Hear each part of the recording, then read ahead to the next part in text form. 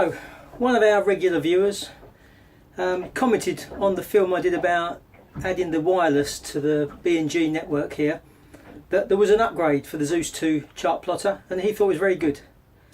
Now I'm one of those people that doesn't like to do things unless it's, you know, if it ain't broke don't fix kind of thing. But there's one thing that frustrates me with the current layout, is that when you have the auto helm on the Zeus, you have to kind of split the screen with Chartplotter, and it looks like, I thought, to be honest, I didn't really read much about the update. It said it fixed some bugs and they changed the way the auto helm worked, but it looks like they've got a nice little menu bar now for the auto helm, so it gives you more window for other stuff.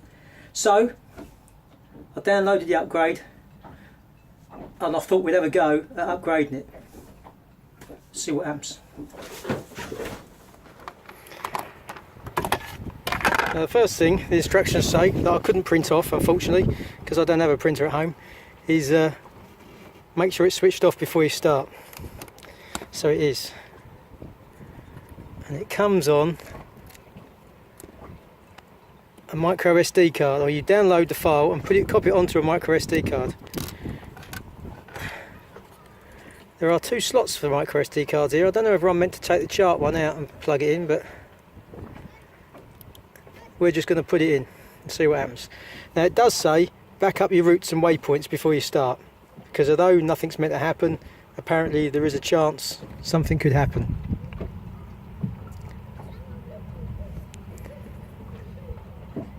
Okay, switch it on at the mains first.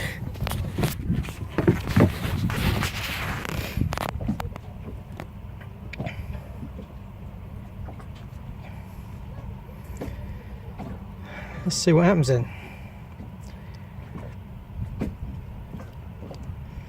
There we go. Okay, so it says select update to run, 0 cancel, do not run update, 1 Zeus II blah blah blah UPD file, which is the file I copied onto that stick. It says use the knob. My knob doesn't work very well to select it, which I've done. I press it. Did it press? Okay.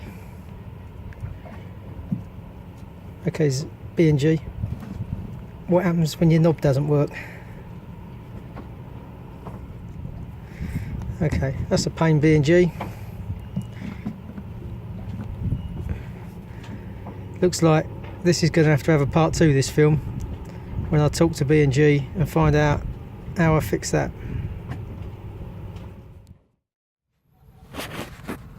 Okay, so it's the next day. Sun is now on the screen so we can't see anything, but I've just straightened the knob out, so I thought we'd try again. Oh, and it's doing something.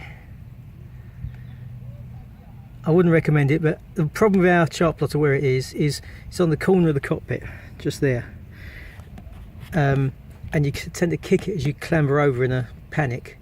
And I think I've just obviously kicked that knob at some point and bent it. So on the basis that B&G are going to say send it back and we'll repair it, I thought I'd have a go at trying to straighten the knob out. So I put a big pair of grips on it and straightened it.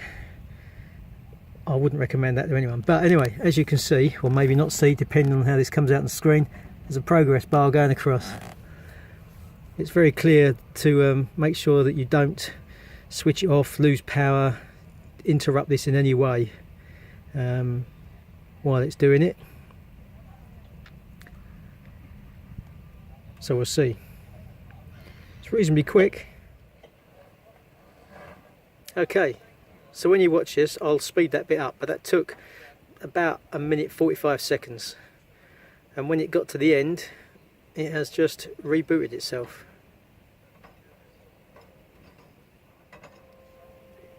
Okay. I wasn't sitting very comfortably. I'll try and get comfortable now. Unfortunately the decks are all wet where it's moist. Okay, so the normal press accept. There are 5 software updates available for devices on this network. Do you want to view them? Okay. Yes.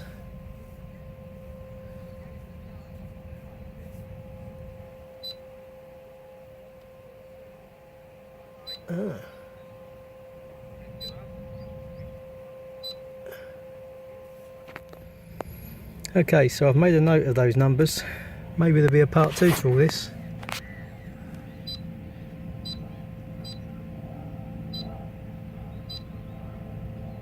Oh, wrong part of the river.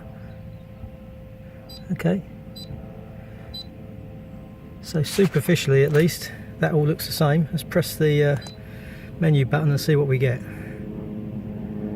Okay, and that all looks the same as well. Okay, autopilot window slightly different, and I haven't got the autopilot switched on. Let's go and switch it on. Okay, autopilot's on, and no, actually it does look pretty much the same. Well, anyway. Oh, that's new. Oh, that's good. I can put my race timer on there. That is handy, because it's a real faff using those. It works perfectly, but it's a real pain to operate. That looks an awful lot easier. Not many people are going to find that useful, of course, but will be to me. Okay, I'm sure if I've read the instructions this would have been easier, but when you go to chart now, there's this little border down this side, it says autopilot. You press that, it brings up all the autopilot options. That's much neater. I like that. Can switch it on and off, and I can close that little thing when I'm not using it. That's nice, because the one thing I'm always doing is switching between like wind mode and auto mode when I'm sailing single-handed. I'm going upwind, I invariably have it on wind mode. If I'm going downwind, I often find it easier to have it on heading mode, because we have such gusty winds around here. I don't like the boat just veering off like this from side to side while I'm trying to sort the spinnaker out. And then I can close that down again when I want to just see the chart or whatever else is on the screen. Excellent, good move, B&G. The little things, but I like it. Okay, so clearly there's going to end up being a part 2 to this when I let you know what I think of the update to the Zeus II. But the process of updating the software was really painless, as long as your button works. And that pulls off, and I just put a pair of grips on it and straighten mine out. And I am not recommending that to anyone.